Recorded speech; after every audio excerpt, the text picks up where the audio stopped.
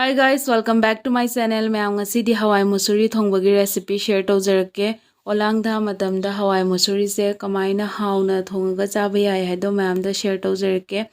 Hawai di mayam adum yumda thonga chai aduga kamaina hawai musuri se hauna thongba yage haibado mayam da tricks kharsu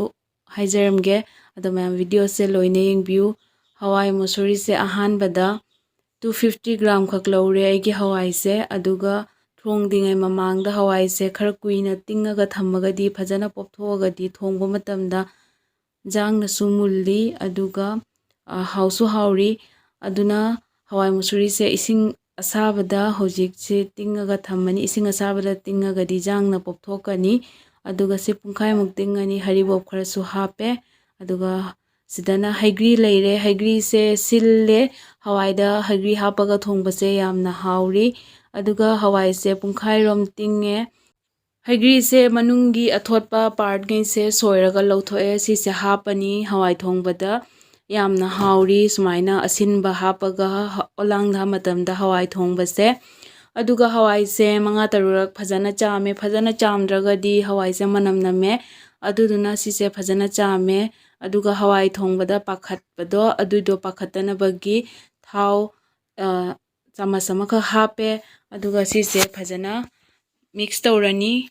adoidi hawai thongbada pakhatlaroi mai kanna tharasu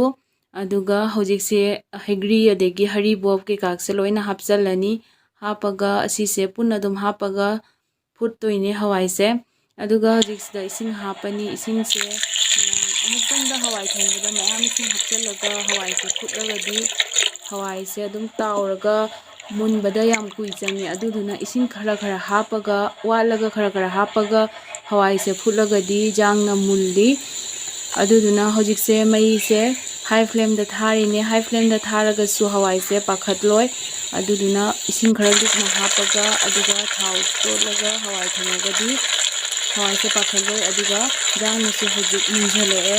aduna mathang uttarake namso asmaina amtang hawai se asigi trick se season nabigaga thongbiu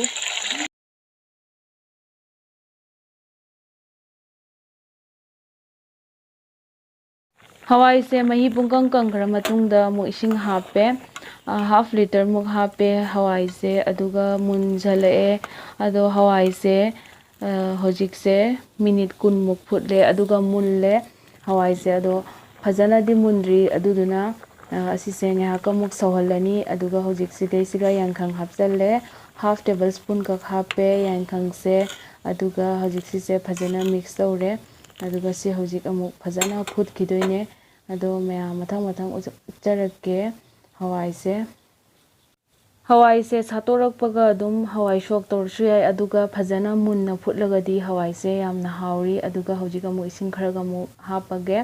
ising se mayam hapningasu hapa yai aduga aigi sidi liter ama muk hape ising se 250 gram hawai da aduga hojik se phajana sawhalle aduga phajana mullakanda shok toragadi yamna haure aduduna hojik phajana mulle hawai phutpa khangduga dum sok torani hojik khang se phajana chamthoga achoba chamas ki thau ahum ka hape aduga hojik khang se su phajana sahalle aduga thau si su phajana high flame da thamaga sahalle aduga morok hapam dai siga mai se low toraga thamme hojik nge hak aduga morok se hapaga amu paspuran hapchale paspuran se hapaga 20 second muk thamaga low flame da aduga asi phajana mix tawre aduga morok ki machu si su smaina phajana mulle kanji se aduga hojik siga mai se hapam dai siga high tawrani aduga hawai se amuktang phajana otlani mathakta ising ata leibado hawai do phajana mix tawdradi ising do hana taraga mai hoba yai aduduna phajana sok toramdai da hawai se amutang olaga aduga sok tawbiu sok tawba matamda sumaina khara phajana mai kanna tharaga sok tawragadi phajana hawai se sawgalagadi hawai thongba se yam hauri aduga hawai se sok taw loiraga yam kuina phutlagadi haute aduduna hojik se minute ani rom phutle aduga hojik mai flame off tawrani aduga loire hawai thongba se mayam hawai se sumaina tawre aduga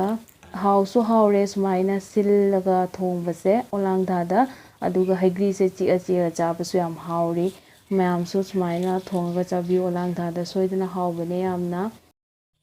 ꯃꯌꯥꯝ ꯑꯩꯒꯤ ꯔꯦꯁꯤꯄꯤꯁꯦ ꯄꯥꯝꯕꯤꯔꯒꯗꯤ like share subscribe ꯀꯃꯦꯟ ꯇꯧꯕꯤꯔꯝꯃꯣ ꯑꯗꯨꯒ ꯃꯊꯪꯗ ꯀꯔꯤ ꯀꯔꯤ ꯑꯅꯧꯕ recipe ꯃꯌꯥꯝꯅ ꯄꯥꯝꯒꯦ ꯍꯥꯏꯕꯗꯣ ꯀꯣꯃꯦꯟꯇ ꯍꯥꯏꯕꯤꯔꯝꯃꯣ ꯑꯩ ꯁꯣꯏꯗꯅ ꯇꯧꯖꯔꯛꯀꯦ ꯊꯦꯡꯛ ꯌꯨ ꯐꯣꯔ ꯋꯥꯆꯤꯡ